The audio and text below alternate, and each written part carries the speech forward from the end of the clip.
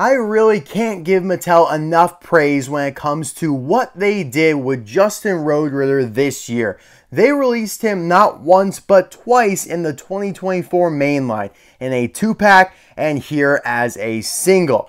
Now, that's not necessarily uncommon. I mean, GRC Lightning McQueen has the exact same situation, once as a single and as a 2-pack. The difference being GRC Lightning McQueen is identical in the single as he is in the 2-pack. But Justin Roadritter here, they're variants, and it's done in such a cool way.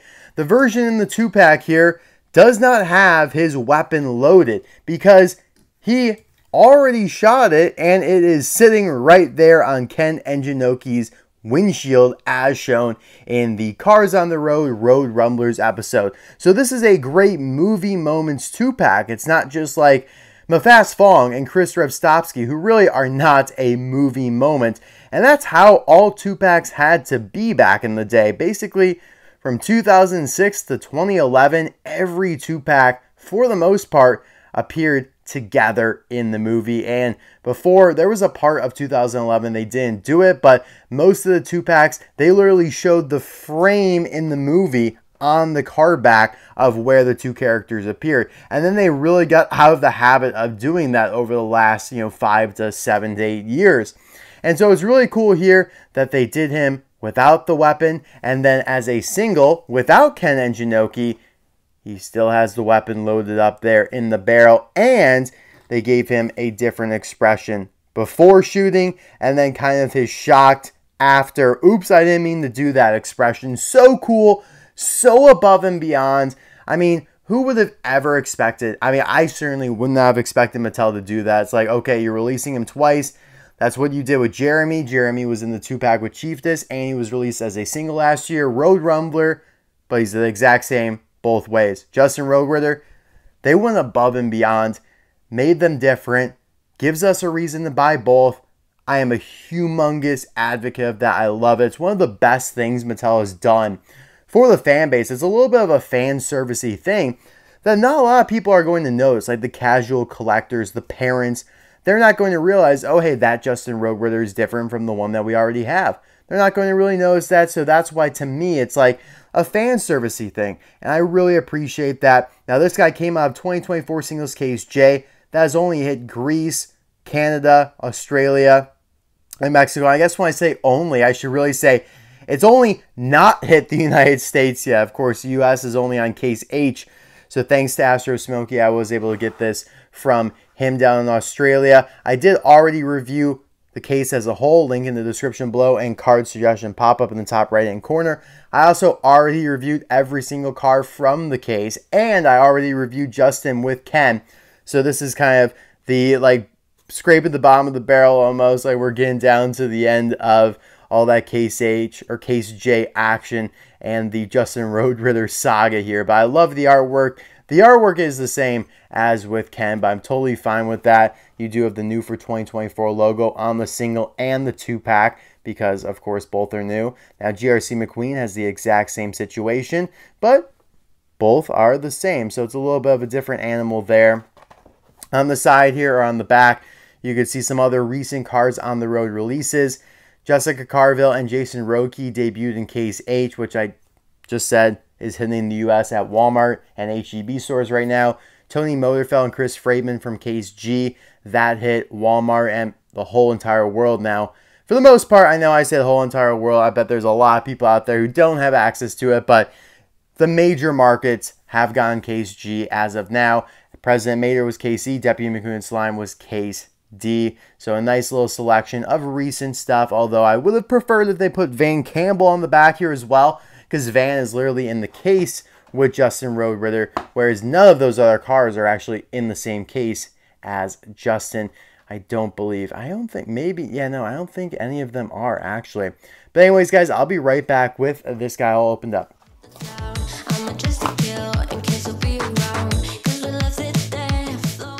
Now, I will say I debated on whether or not to make this video because I did already review Justin Roadritter, and the difference, like I said, I'm praising Mattel, it's a variant, it's not that big of a difference. The expression and the weapon, that's pretty much it. It's not like you're going from one McQueen paint job to another. However, I really wanted to highlight the gift that Mattel gave us here. Again, it's something they went above and beyond with, something that no one would have expected them to do. And although they used to have the rule, if a car gets released in a 2-pack in the main line, it can't be repeated in the single. That rule was broken in early 2017 with McQueen and Sally with Cone 2-pack. McQueen was also released as a single. That was the first one to break the rule when they started doing series and really like true main lines. And so, yeah, I mean, I think it's just great. I want to do another video, and that's also why I kind of postponed this video, so that there was a good spacing between the video with Ken Enginoki, who, I mean, is a top 10 release of the year, and this new variant here of Justin Roadritter. So, yeah, I do want to show where he appears in the short real quick with the weapon.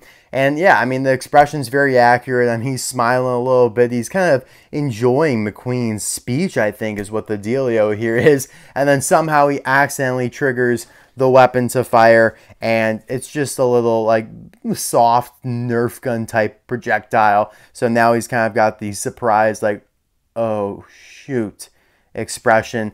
And then of course Ken Enginoki is the recipient of that. He's like, what the hell, man? And of course then they all just start fighting like absolute apes. So very cool. I love the change in expression. That was a must. If you're going to do this variant, and if you're going to add the weapon back, you might as well change up the expression as well. And that's exactly what they did here, eyes and mouth. So again, huge props to them for that. You won't really see too many other differences. I mean, I feel like the coloring might be a little different, but that is all just coincidental, and it's not something that they really planned on. Now, of course, with the weapons here, again, very, very similar. One just has the Nerf gun type projectile loaded up. The other one, it's already gone. And we do want to do a little comparison here between the projectiles, the one on Ken, and then the one on Justin's weapon.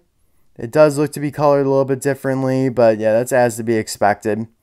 Hey, maybe as it flew through the air, it kind of changed color. I don't know. Yeah, it's definitely a softer yellow up here than it is on Ken. But yeah, all looks good. It has the 4 like little gray spikes on the sides of it, so that is consistent. And then yeah, as for the weapons themselves, I'd say this one's a little bit of a darker like gray, and it's got like some purple wear. Very strange.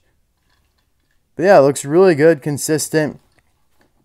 They didn't name these variants differently, so that's kind of another reason it's like under the radar secret. It's not like they said this is Justin Roadritter without projectile, this is Justin Roadritter with projectile. I feel like if they tried to name it, they kind of would have gotten themselves in some treacherous waters, because they don't like to refer to weapons when they do naming, and they don't like to use the G word of gun.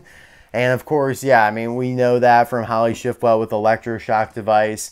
And they've always even said, like back with Finn McMissile, Finn with weapon, and never the G word, which, yeah, even is dangerous to say here on YouTube. But, yeah, they just completely stay away from that now. I doubt they will ever re-release, like, Holly Shiftwell with electroshock device. But, hey, who knows? It's just a weird, like, if they do release Holly with the electroshock device, they are just going to call her Holly Shiftwell. I mean, hell, they won't even call Miles Axelrod with microphone Miles Axelrod with microphone. I'm just kidding. That's a different thing. But, well, I mean, it is true. But, yeah, I mean, Justin's a great release. I do love the fact that he's got the brown base and the treads on the 2 back tires here. T12A means he was produced during the 12th week of 2024 at the A factory. And this guy, hey, he's T11A. So, very interesting. Just made a week apart. Could be almost up to 2 weeks, assuming, you know, this one was made on a Monday of the first week, and maybe this guy was made on a Sunday of the following week, so almost 2 weeks, but who knows? That's why these date stamps are a lot less descriptive than the ones that they used to give from China that referred to the exact day that it was produced. These just give the weeks. But yeah, I love the texturing of the window there. The back half is plastic, but that is as to be expected. Yeah, I mean, they look great. He is a reskin of Broadside, as we went over in the original video. But that's, again, just kind of comes with the territory with cars on the road. Almost every background character even some of the more prominent characters are reskins of previous cars. That's why the ones that aren't are, tend to really stand out, tend to be my favorites, like, the Griswolds of the world, or the Royce Rebsley, who is really kind of aging like fine wine, or like the Peggy Liner, Speed Demon, Noriyuki, the Greebles, even though he's a gremlin, but the characters like Rodette Marker, obviously K-Pillar Durev, really mid. Randy, Doug Crankle, if they got his color right, would have been cool. Obviously Tony Motorfeld's a Roscoe reskin, so I'm not going to knock him too much because it just is what it is. But even Broadside had the treads on that back set of tires there, and he's, got the exact same bars over the bed here. I will say, though, instead of having the bars be flat here, like they're just painted in, they are actually, like, that is part of the body there. So that's very interesting. Same thing with the netting on the windows, like, it is just flat. Like, that is just a decal. Here, it's actually texturized that way. So again, some differences in the mold, but overall, pretty much the same. So yeah, guys, let me know in the comment section below, will you be picking up both versions of Justin, or are you just going to grab one and be content with it? This probably will be a very rare release because, well, the United States is not even close to getting in this case of 2-packs. I mean, who knows? Maybe they'll get it in tomorrow and I'll act like a dummy. Maybe they've already gotten it in by the time I release this video. But right now, as I am making this video, the US has not even gotten in the case of 2-packs before this case. And that is the one with the On the Road Ramon pack. And then, of course, they came out with this and Ken Enginoki, along with GRC Shu and McQueen and Chris Ripsopsky and Mafast Fong. Then, on the flip side of that, Justin Roadritter is not in the half case of Case J. So the only way we'd be able to find them is if Target hopefully gets in this case. What case is Target on? Let me double check. Well, Case E, and a lot of them are restocking with Case A. So not great. And of course, other rando stores like Meyer, or I guess Fred Meyer, Kroger, etc. So there is the state of affairs on Justin Roadritter.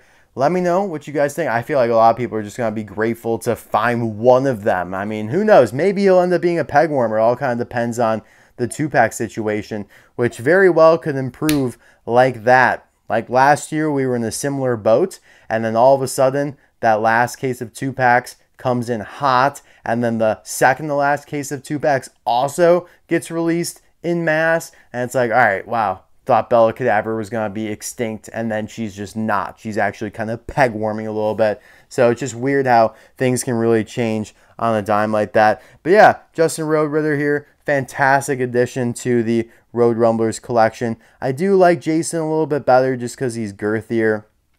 Like, Jason's a really large metal feeling car. And of course, you have McQueen and Mater back here. Squat's also awesome. I mean, all these characters are great. Jeremy, Chiefess, can't go wrong with any of them. Let me know what you think in the comments below. Thanks for watching. Bye now.